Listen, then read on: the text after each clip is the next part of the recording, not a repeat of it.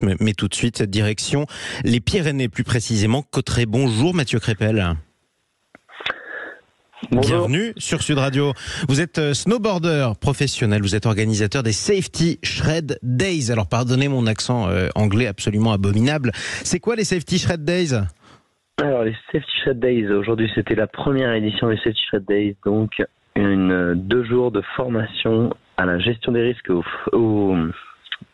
à la gestion des risques avalanche à Cauterets. À Cauterets, exactement, c'est ce que j'allais dire. On est dans les Hautes-Pyrénées, une des plus belles stations des Pyrénées. Bon, première question d'abord, est-ce qu'il y a de la neige en ce moment ? Il y avait de la neige et beaucoup de soleil. De la neige et beaucoup de soleil. Et c'est un temps propice, notamment au snowboard. On est d'accord ?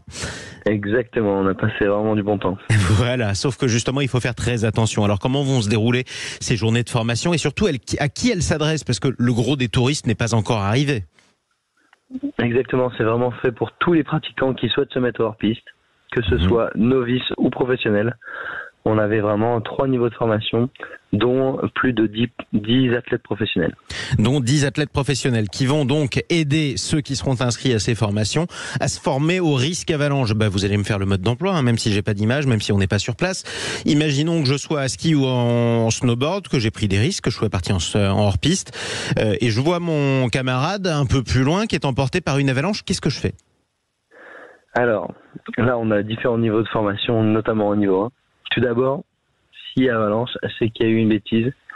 Et donc, on apprend à gérer les risques. Donc, avec la nivologie, l'étude de la neige et des avalanches. Ensuite, s'il y a eu avalanche, il faut donner l'alerte et les secours. C'est ce qu'on voit avec l'atelier prise en charge de la victime avec les pisteurs de Cauterets.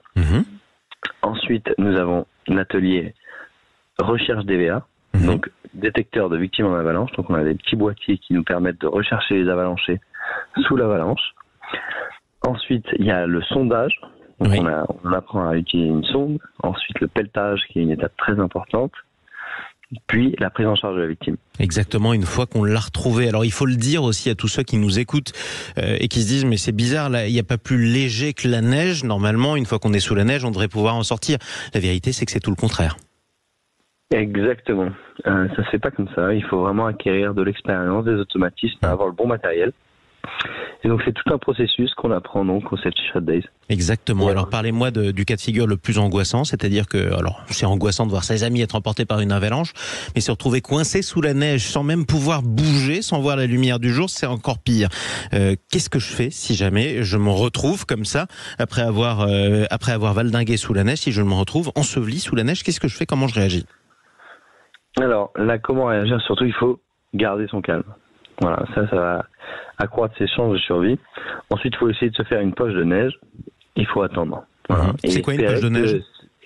Donc, une poche de neige, c'est vraiment faire une cavité autour de sa bouche pour pouvoir respirer au maximum. Et ensuite, il faut espérer avoir des copains formés pour qu'ils nous sortent de la neige, ou alors que les copains aient appelé les secours et qu'ils arrivent très rapidement. Donc, prendre son mal en patience, ça veut dire qu'il ne faut pas trop bouger, surtout. Sinon, on se fatigue.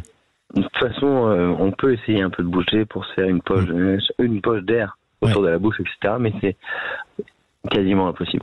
D'accord. Donc, de toute façon, c'est ce qu'il faut faire. Il faut prendre son mal en patience et croire en ses chances. Et surtout, quand on fait du hors-piste, on se déplace pas sans boîtier. On est d'accord?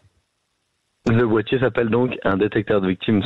Un détecteur de victimes en avalanche, et c'est essentiel pour leur vie. Exactement. Voilà, DVA, comme le dit mon réalisateur qui est grenoblois. Oui, évidemment, ils sont formés. Il y en a qui trichent. Ils grandissent juste à côté, c'est logique. Merci beaucoup en tout cas et bonne formation, Mathieu Crépel, snowboarder professionnel, organisateur des Safety Shred Days à Cauterets. Tout de suite, on se souvient.